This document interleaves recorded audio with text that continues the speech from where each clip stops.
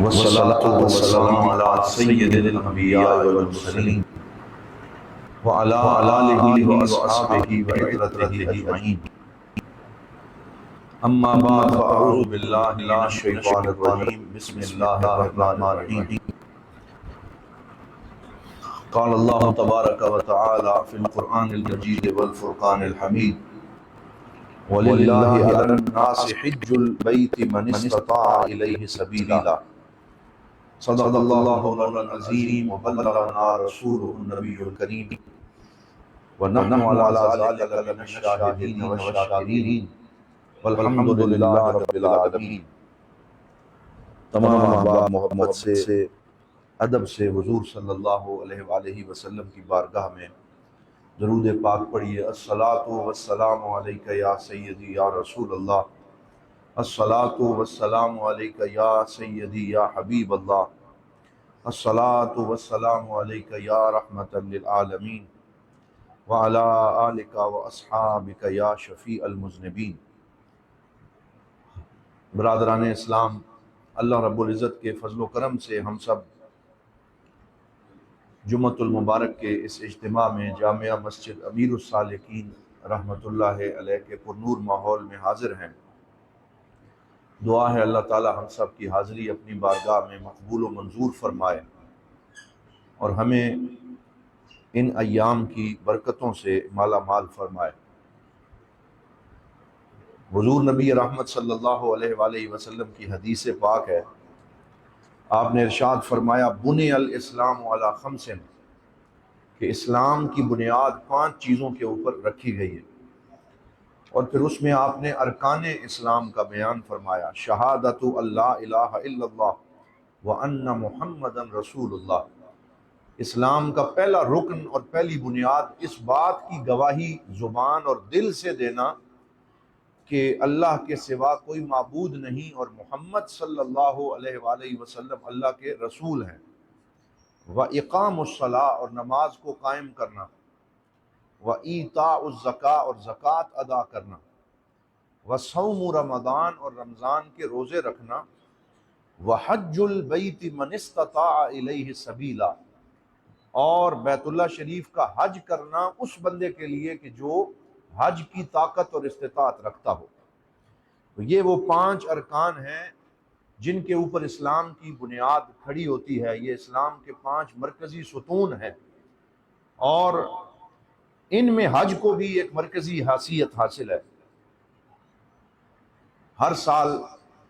لاکھوں حجاج کرام اللہ رب العزت کی بارگاہ میں حاضر ہوتے ہیں بیت اللہ شریف میں، اور یہ فریضہ حج ادا کرتے ہیں، اس کے مناسک ادا کرتے ہیں، دعائیں کرتے ہیں، ان دنوں میں توبہ اور استغفار کرتے ہیں. لیکن کروڑوں مسلمان ایسے ہیں جو چاہتے ہوئے بھی، شوق رکھتے ہوئے بھی یہ فریضہ ادا نہیں کر پاتے. ان کے پاس وسائل نہیں ہوتے، زاد راہ میسر نہیں آتا. اور ایسے بھی بے شمار ہیں جنہوں نے ایک دفعہ حاضری دی ہے حج کے اوپر اور دوبارہ زندگی میں انہیں پھر یہ سعادت حاصل نہیں ہو سکی اور وہ اسی طرح اللہ کی بارگاہ میں حاضر ہو گئے. تو اگر اندازہ لگایا جائے تو حج کا یہ فریضہ پوری زندگی کے اندر 2 سے 3 ہفتے کا ٹائم لیتا ہے اور پھر انسان کو دوبارہ موقع نہیں ملتا. کچھ خوش نصیب ہیں جو بار بار بلائے جاتے ہیں، لیکن عمومی طور پہ دیکھا جائے تو یہ فریضہ ایسا ہے جو انسان کی پوری زندگی میں سے 2 ہفتے یا 3 ہفتے کا ٹائم لیتا ہے اور اسی میں یہ مکمل ہو جاتا ہے. تو پھر یہ سوال ذہن میں پیدا ہوتا کہ زندگی پوری کے اندر ہزاروں دنوں میں سے صرف 20 دن کے اندر ادا ہونے والا فریضہ تو 3-4-5 دن میں ادا ہوتا ہے، لیکن انسان کیونکہ رہتا وہاں پہ 20-40 دن ہے، تو صرف اتنے دنوں کے اندر جس فریضے نے ادا ہونا ہے اس کو اسلام کا رکن کیوں قرار دیا، اس کو فرض کیوں قرار دے دیا؟ حالانکہ اس کے مقابلے میں نماز ہے تو وہ 24 گھنٹوں میں مسلسل انسان کی زندگی میں سے وقت لیتی ہے اور پوری زندگی میں مسلسل نماز کے لیے وقت دینا پڑتا ہے. رمضان کے روزے ہیں تو وہ ہر سال 30 دن انسان کو نصیب ہوتے ہیں اور لوٹ لوٹ کے اس کی زندگی میں آتے ہیں۔ زکوٰۃ ہے تو وہ بھی ہر سال یہ فریضہ دہرانا پڑتا ہے اور ہر سال اس کی فرضیت ہوتی ہے، لیکن اس کے مقابلے میں حج ایک ایسا فرض ہے کہ جو زندگی میں ایک مرتبہ ادا کرنا لازم قرار دیا گیا۔ تو اس کا جواب یہ ہے کہ اللہ رب العزت نے حج کے فوائد صرف حاجی کو عطا نہیں فرمائے، بلکہ حج کو ایک ایسا فریضہ بنایا ہے کہ جس کے فوائد حرم کے اندر حاجیوں کو بھی نصیب ہوتے ہیں اور پوری دنیا میں رہنے والے مسلمانوں کو بھی نصیب ہوتے ہیں، اور ہر سال وہ جہاں بھی ہوتے ہیں انہیں حج کی برکتیں میسر آتی ہیں۔ ان دنوں کی برکات اللہ تعالیٰ نے صرف احرام باندھنے والوں کے لیے نہیں رکھی، صرف صفا مروہ کی صحیح کرنے والوں کے لیے نہیں رکھی، صرف طواف کرنے والوں کے لیے نہیں رکھی، صرف وقوف عرفہ اور رمی جمرات والوں کے لیے نہیں رکھی، بلکہ جہاں جہاں روئے زمین پر مسلمان موجود ہے تو اللہ تعالیٰ نے اس کے لیے حج کے وہ فائدے رکھے ہیں جو پوری انسانیت کو نصیب ہوتے ہیں۔ اور پھر وہ انسان جو وہاں جاتے ہیں وہ تو احرام باندھتے ہیں، وہ طواف کرتے ہیں، وہ سعی کرتے ہیں، وہ رمی جمرات کرتے ہیں، وہ منا اور مزدلفہ میں وقت گزارتے ہیں، وہ یوم عرفہ کے دن دعائیں مانگتے ہیں۔ تو ایک تو وہ اعمال ہیں جو صرف وہاں ادا ہو سکتے ہیں، جو اور کہیں ادا نہیں ہو سکتے، لیکن حج کے کچھ اعمال ایسے ہیں جو حاجی وہاں بھی کرتے ہیں اور ہم یہاں بھی کرتے ہیں، اور وہ کیا ہے؟ وہ ذکر ہے، وہ توبہ اور استغفار ہے، وہ توبہ نصوحہ ہے۔ حضور صلی اللہ علیہ وسلم نے ارشاد فرمایا، من حج ولم یرفس ولم یفسق رجع کیوم ولدتہ امہ، جس بندے نے حج کیا اور اس میں اس نے کوئی گناہ نہ کیا، کوئی فسق و فجور کا کام نہ کیا، کسی کا حق نہ مارا، تو فرمایا وہ ایسے لوٹ کے واپس آتا ہے جیسے ابھی اپنی ماں کے پیٹ سے اس کا جنم ہوا ہے، یعنی وہ ہر طرح کے گناہوں سے بخش دیا جاتا ہے۔ تو یہ جتنے بھی اعمال ہیں یہ ہمیں ہر جگہ پہ دستیاب ہیں، ہم یہاں بھی توبہ کر سکتے ہیں، نمازوں کی پابندی کر سکتے ہیں، یہاں بھی ہم اللہ رب العزت کی بارگاہ کا ذکر کر سکتے ہیں۔ قربانی ایک ایسا عمل ہے جو حاجی وہاں پہ کرتے ہیں، باقی مسلمان اپنے اپنے گھروں میں کرتے ہیں، اور حضور صلی اللہ علیہ وآلہ وسلم کی یہ حدیث پاک ہے، آپ نے فرمایا کہ وہ مسلمان جو ان 10 ایام میں جنہیں عشرہ ذو الحج کہا جاتا ہے، ان 10 مبارک ایام کہا جاتے ہیں، جن کی قسم اللہ رب العزت نے قرآن حکیم میں اٹھائی ہے والفجر ولیال عشر کے الفاظ کے اندر، تو فرمایا کہ یہ جو 10 ایام ہیں ان کو اللہ رب العزت نے ایسی بابرکت دن بنایا ہے کہ جو شخص حج کے لیے تو نہ جائے لیکن ان دنوں میں اپنے بال نہ کٹوائے، اپنے ناخن نہ تراشے اور یہ ساری پابندیاں کرتا رہے، پھر قربانی کا منسک جو ہے وہ ادا کرے، اور پھر اس کے بعد وہ عید کی نماز کے بعد اپنا ہی بال کٹوائے اور پھر اپنے ناخن تراشے، تو فرمایا جو ثواب اللہ تعالیٰ حجاج کرام کو عطا فرماتا ہے، اپنے فضل و کرم سے اللہ تعالیٰ ان لوگوں کو بھی اس ثواب میں شریک فرما لیتا ہے اور ان کو بھی اس میں سے حصہ عطا فرماتا ہے۔ پھر حضور صلی اللہ علیہ وسلم کی یہ حدیث جو حضرت امام بخاری نے حضرت سیدنا عبداللہ ابن عباس رضی اللہ تعالیٰ عنہ سے نقل فرمائی کہ ما من ایام العمل الصالح فیہن احب الی اللہ من هذه الایام العشرہ، کہ کوئی اور سال کے دن ایسے نہیں ہیں جن میں اللہ تعالیٰ کو نیک عمل ان 10 ایام سے زیادہ محبوب ہو، یعنی اللہ تعالیٰ ان دنوں کے اعمال کو سارے سال کے اعمال سے زیادہ پسند فرماتا ہے۔ تو صحابہ نے عرض کیا یا رسول اللہ ولل جہاد ہو یا رسول اللہ، کہ یا رسول اللہ کیا جہاد کا عمل بھی جو ہے وہ بھی ان 10 دنوں کے عمل سے افضل نہیں ہے؟ تو حضور صلی اللہ علیہ وآلہ وسلم نے فرمایا ولل جہاد فی سبیل اللہ، کہ ہاں جہاد کا عمل جو ہے اس سے بھی ان 10 دنوں کے ایام افضل ہیں، لیکن پھر ایک استثناء کر دی، الا رجل خرج بنفسه وماله ولم يرجع من ذلك بشيء او كما قال، فرمایا ہاں ایک ایسا بندہ جو اپنی جان کے ساتھ اپنے مال کے ساتھ اللہ کی راہ میں جہاد کے لیے نکلے اور پھر قربانی یوں پیش کرے کہ کچھ واپس لے کے نہ آئے اور اپنی جان کا نذرانہ بھی پیش کر دے، شہید ہو جائے، صرف وہ بندہ ان 10 دنوں والے اعمال سے افضل ہے۔ اس کے علاوہ وہ بندہ جو جائے تو صحیح لیکن جہاد میں پھر واپس آ جائے تو فرمایا اس سے بھی ان 10 دنوں کے اعمال افضل ہیں۔ تو اللہ رب العزت نے ان 10 دنوں میں وہ خاص بات رکھی ہے۔ آج ذوالقعدہ کا یہ تقریباً آخری جمعہ ہوگا اور پھر اگلے جمعے سے یہ 10 ایام شروع ہوں گے، تو ہمیں ان تمام سنتوں کا اور ان تمام مستحبات کا ان دنوں میں اہتمام کرنا چاہیے جن میں خاص طور پہ ذکر کا بیان کیا گیا۔ فَإِذَا أَفَضْتُم مِّنْ عَرَفَاتٍ فَاذْكُرُوا اللَّهَ عِندَ الْمَشْعَرِ الْحَرَامِ، فرمایا کہ جب حاجی عرفات سے نکلیں تو پھر تم اللہ رب العزت کا ذکر کرو مشعر حرام کے پاس۔ تو علماء فرماتے ہیں کہ ان دنوں میں ذکر کرنا اور اللہ رب العزت کو یاد کرنا یہ بہت زیادہ اہمیت اور فضیلت رکھتا ہے۔ یہاں صوفیاء کے ہاں 2 مزید اصطلاحات ہیں، ایک کو طی اللسان کہا جاتا ہے اور ایک کو طی المصافات، جسے طے زمانی اور طے مکانی کہا جاتا ہے۔ طے زمانی سے کیا مراد ہے اور طے مکانی سے کیا مراد؟ طے مکانی سے مراد یہ ہے کہ مسافتوں کو طے کرنا۔ ایک انسان اگر حج پہ جانا چاہے تو اسے کتنی لمبی مسافت طے کرنی پڑتی ہے، وہ گھر سے نکلے، ہوائی جہاز پہ بیٹھے، گزشتہ پہلے دنوں میں پیدل سفر کرنا پڑتا تھا اور مہینوں کا سفر کر کے لوگ وہاں پہ پہنچتے تھے۔ لیکن کبھی اللہ تعالیٰ یوں بھی مہربانی کر دیتا ہے کہ کوئی انسان اپنے گھر میں موجود ہوتا ہے اور اس کی آنکھ لگتی ہے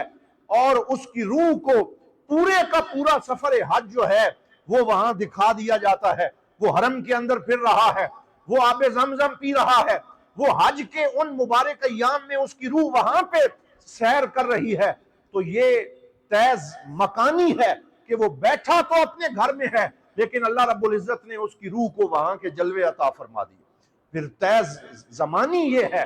کہ انسان ایک دن میں اتنا کام کر لے کہ جتنا کام کوئی پورے سال میں نہ کر سکے، تو زمانے کو سمیٹ دیا گیا اور زمانے کی برکتیں اسے عطا کر دی گئیں۔ تو حضور صلی اللہ علیہ وسلم نے ان 10 دنوں کو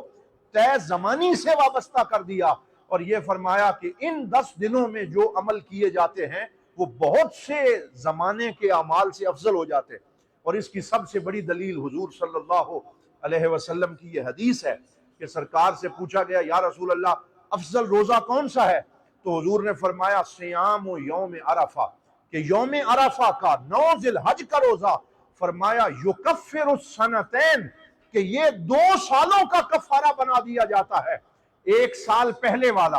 اور 1 سال آنے والا، صرف ایک دن کا روزہ اللہ رب العزت نے اس میں اتنی برکتیں رکھی ہیں کہ وہ 2 سال کے اعمال کے اوپر محیط ہو جاتا ہے۔ تو یہ برکتیں بھی اللہ رب العزت نے ان دنوں کو عطا فرمائی ہیں۔ حضرات محترم، نعرہ تکبیر، نعرہ رسالت، سیدی مرشدی، دین و ملت کی زیاد، نبی کا جو غلام ہے۔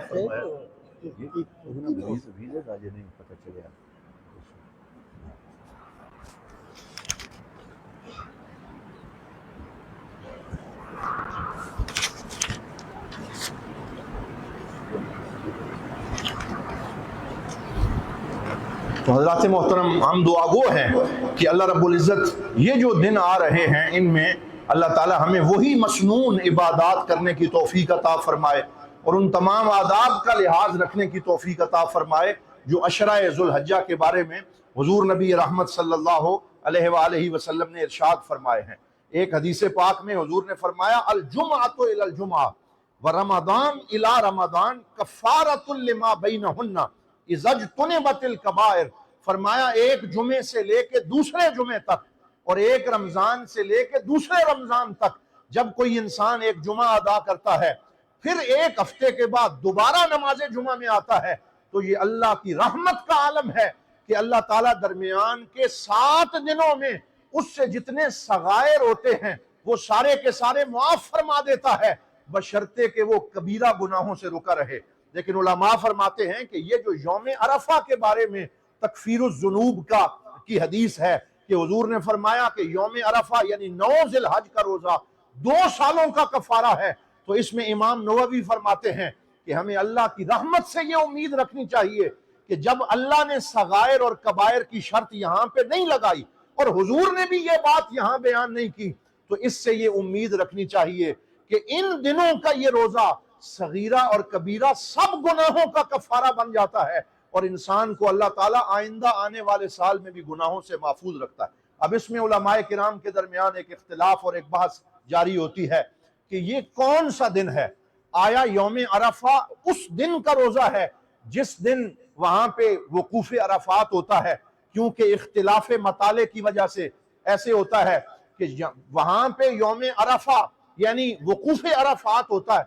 اور ہمارے پاس 8 ذی الحج ہوتی ہے، ادھر 9 ذی الحج ہوتی ہے، تو پھر کس دن کا روزہ؟ تو اس میں جمہور علماء کرام کی یہی رائے ہے کہ اس سے مراد 9 ذی الحج کا روزہ ہے، اور ہمیں اپنے اس مطلع کے اعتبار سے جس دن ہمارے ملک میں 9 ذی الحج ہو اس دن کا روزہ جو ہے وہ اس حدیث پاک میں مراد ہے۔ لیکن اس اختلاف سے نکلنے کے لیے یہ کوشش بھی کرنی چاہیے کہ 8 اور 9 ذی الحج دونوں دنوں کے روزے کی اگر اللہ تعالیٰ توفیق عطا فرمائے تو اس بڑی برکت کو حاصل کرنا چاہیے۔ حضرات محترم، گفتگو کے آخری حصے میں ایک جو ہے وہ شکر ادا کرنے کے لیے اللہ رب العزت کی بارگاہ میں اور ایک خراج تحسین پیش کرنے کے لیے میں یہ عرض کرنا چاہوں گا کہ ہم نے ایک جمعہ پہلے بھی آپ کو یہ عرض کیا تھا کہ سپریم کورٹ آف پاکستان کے اندر ختم نبوت کے تحفظ کے حوالے سے ایک کیس کے فیصلہ آنے کے بعد جو ایک تشویش پیدا ہوئی، اور علماء کرام نے اس فیصلے کو قرآن و سنت کی روح کے منافی قرار دیا اور اس کے اوپر اپیل دائر کی،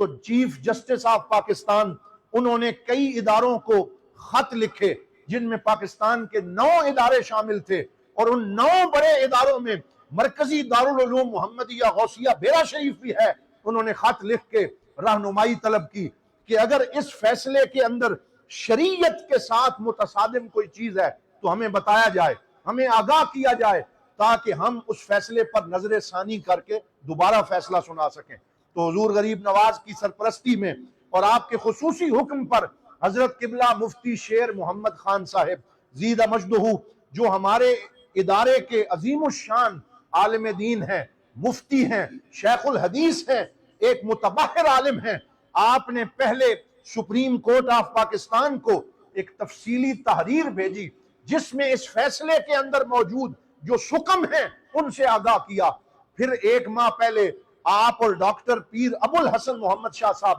الازہری زید مجدہ دارالعلوم کے ایک وفد کے ساتھ سپریم کورٹ گئے، اور وہاں جا کے چیف جسٹس آف پاکستان ان کے سامنے گفتگو کی اور اس فیصلے کے جو مضمرات ہیں ان سے آگاہ کیا۔ انہوں نے کہا ہم دوبارہ آپ کو طلب کریں گے، اور ابھی اس کیس کی سماعت ہونا باقی ہے۔ تو 2 دن پہلے دوبارہ سپریم کورٹ آف پاکستان نے طلب کیا، پھر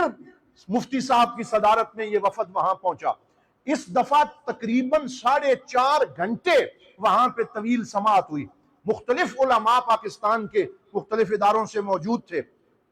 پیر سید حسین الدین شاہ صاحب حفظہ اللہ تعالی جو ہمارے مسلک کے عظیم عالم دین ہیں وہ بھی تھے، کراچی سے علماء تھے، مختلف مکاتب فکر کے علماء تھے۔ پہلے سارے دلائل دیتے رہے، لیکن وہاں پہ ایک غلط فہمی جو پیدا ہو رہی تھی وہ یہ تھی کہ وہ ان کے ذہن میں یہ بات چلی گئی کہ اگر قادیانی اپنی محفل کے اندر اپنے دین کی یا مذہب کی ترویج و اشاعت کریں تو یہ تو آزادی ان کو ہونی چاہیے، ہاں وہ مسلمانوں کی محفل میں یہ بات نہ کریں، لیکن اپنی محفل میں وہ یہ بات کرنا چاہتے ہیں تو انہیں نہ روکا جائے۔ تو اس غلط فہمی کا ازالہ نہیں ہو رہا تھا، ایک عجیب و غریب فضا بنی ہوئی تھی۔ الحمدللہ حضور ضیاء الامت جسٹس پیر محمد کرم شاہ الازہری کا فیضان وہاں پہ بولا، اور قبلہ مفتی صاحب جب روسٹرن پہ آئے اور آپ نے چیف جسٹس آف پاکستان ان کی دعوت پہ جب گفتگو شروع کی تو صرف 5-6 منٹ کی گفتگو میں ایک اختصار کے ساتھ ٹو دا پوائنٹ آپ نے ایسی رہنمائی فرمائی کہ چیف جسٹس آف پاکستان کو یہ کہنا پڑا کہ 5 گھنٹے سے ایک تشویش کی فضا بنی ہوئی تھی، اور مفتی صاحب کی گفتگو نے سارے ماحول کو بدل کے رکھ دیا ہے۔ اللہ اکبر، یا رسول اللہ، پیر محمد کرم شاہ۔ تو میں اس دن ہم نے قبلہ مفتی صاحب کا یہاں پہ استقبال کیا، اور آپ وہاں سے نکلنے کے بعد فوراً اسلام آباد اپنے مرشد کریم اور قبلہ پیر صاحب کی بارگاہ میں وہاں پہ حاضر ہوئے، ساری کاروائی پیش کی۔ حضور قبلہ پیر صاحب نے ان کی اس گفتگو اور اس کوشش کو سراہا، اور آپ نے فرمایا دنیا جو مرضی ہے کہتی رہے، آپ اپنی اس کاوش کو اسی طرح جاری رکھیں اور یہ دینی رہنمائی کا فریضہ سر انجام دیتے رہیں۔ صرف ایک بات میں عرض کرتا ہوں، قبلہ مفتی صاحب جب یہاں تشریف لائے، تمام طلباء نے ان کی اس خدمت پہ اور اس عظیم اعزاز پہ ان کا بھرپور استقبال کیا، اور یہاں آپ نے گفتگو فرماتے ہوئے ہمیں بتایا کہ میں نے وہاں پہ ان کی اس غلط فہمی کو دور کرنے کے لیے مسجد درار کا حوالہ دیا، جس کا ذکر 11ویں سپارے میں ہے کہ مدینہ پاک میں کچھ منافقین نے اسلام کے خلاف ریشہ دوانیاں کرنے کے لیے ایک جگہ کو مسجد قرار دے دیا، اور اس میں وہ بیٹھتے اور بیٹھ کے حضور صلی اللہ علیہ وسلم کو نقصان دینے کی اور دین کو نقصان دینے کی پلاننگ کرتے۔ تو اگر کسی کو اپنے ماحول میں اسلام کے خلاف بات کرنے کی اجازت ہوتی تو پھر حضور اور اللہ تعالیٰ مسجد درار والوں کو منع نہ کرتا کہ وہ اپنی چار دیواری میں بات کر رہے ہیں، کرنے دو۔ تو مفتی صاحب نے فرمایا جناب، جب اللہ تعالیٰ نے مسجد درار والے لوگوں کا ناطقہ بند کرنے کے لیے قرآن کی آیتوں کو نازل کیا اور حضور صلی اللہ علیہ وسلم نے حکم دیا کہ اس مسجد کو گرا دیا جائے، آگ لگا دی جائے، اور ایسی کسی جگہ کی اجازت نہیں ہے، نہ اس کا نام مسجد رکھا جا سکتا ہے، نہ اس میں دین کے خلاف سازش ہو سکتی ہے، تو جب 1500 سال پہلے حضور کے زمانے میں کوئی اپنی چار دیواری میں بھی دین کے خلاف سازش کرتا اور وہ سازش سامنے آ جاتی تو پھر اس کو یہ سازش کی اجازت نہیں ہے۔ تو آج بھی کسی قادیانی کو ملک کے خدا داد پاکستان میں رہتے ہوئے اس ملک کے آئین کے خلاف کوئی ایسی گفتگو کرنے کی اجازت نہیں ہونی چاہیے جو ختم نبوت کے منافی ہو۔ اور پھر آپ نے یہ حوالہ دیا کہ جناب چیف جسٹس صاحب، میں پورے احترام سے آپ سے یہ سوال پوچھتا ہوں، آپ یہاں اپنے منصب پہ بیٹھے ہیں، اللہ نے آپ کو عزت دی ہے، اگر کوئی شخص آپ کے ساتھ ہی کسی بلڈنگ میں جائے اور وہاں جا کے وہ یہ دعویٰ کرے کہ میں بھی چیف جسٹس آف پاکستان ہوں، کیا آپ اسے یہ اجازت دیں گے کہ وہ اپنی چار دیواری میں اپنے آپ کو چیف جسٹس کہہ رہا ہے تو کہتا پھرے؟ تو مفتی صاحب کے اس سوال پہ چیف جسٹس صاحب مسکرا دیے اور کہنے لگے نہیں، ایسی اجازت تو پاکستان کا آئین اسے نہیں دے سکتا۔ تو کہا اگر کوئی چیف جسٹس کی کرسی کی توہین کرے اس کو بھی اجازت نہیں ہے، اور اگر کوئی مصطفیٰ کی ختم نبوت کی توہین کرے اس کو بھی اجازت نہیں ہے۔ تو الحمدللہ یہ حضور ضیاء الامت کا وہ فیضان ہے کہ جس طرح آپ نے جنیوا کی عالمی عدالت میں تحفظ ختم نبوت کا جھنڈا بلند کیا، جس طرح حضور دیوان کریم نے اپنی پوری زندگی میں تحفظ ختم نبوت کے لیے کاوش کی، کوشش کی، گفتگو کی، اور آپ کو مجاہد تحریک ختم نبوت کا لقب دیا گیا، الحمدللہ آپ کے شاگرد، آپ کے ادارے کے موقر استاذ اور مفتی وہ سب اسی مشن کو آگے بڑھا رہے ہیں۔ ہم اس بات پہ حضور قبلہ پیر صاحب کو بھی مبارکباد پیش کرتے ہیں، قبلہ مفتی صاحب کو بھی خراج تحسین پیش کرتے ہیں، اور یہ دعا کرتے ہیں کہ اللہ تعالی ہم سب کو اسی طرح تحفظ ختم نبوت کی کوشش کو جاری رکھنے کی توفیق عطا فرمائے، اور ہم یہ امید کرتے ہیں کہ اب ہماری موقر عدالت جو فیصلہ صادر کرے وہ مسلمانان پاکستان کی توقعات کے اور شریعت کی روح کے عین مطابق ہو۔ اللہ کریم ہم سب کو عمل کی توفیق عطا فرمائے۔ وآخر دعوانا ان الحمدللہ رب العالمین۔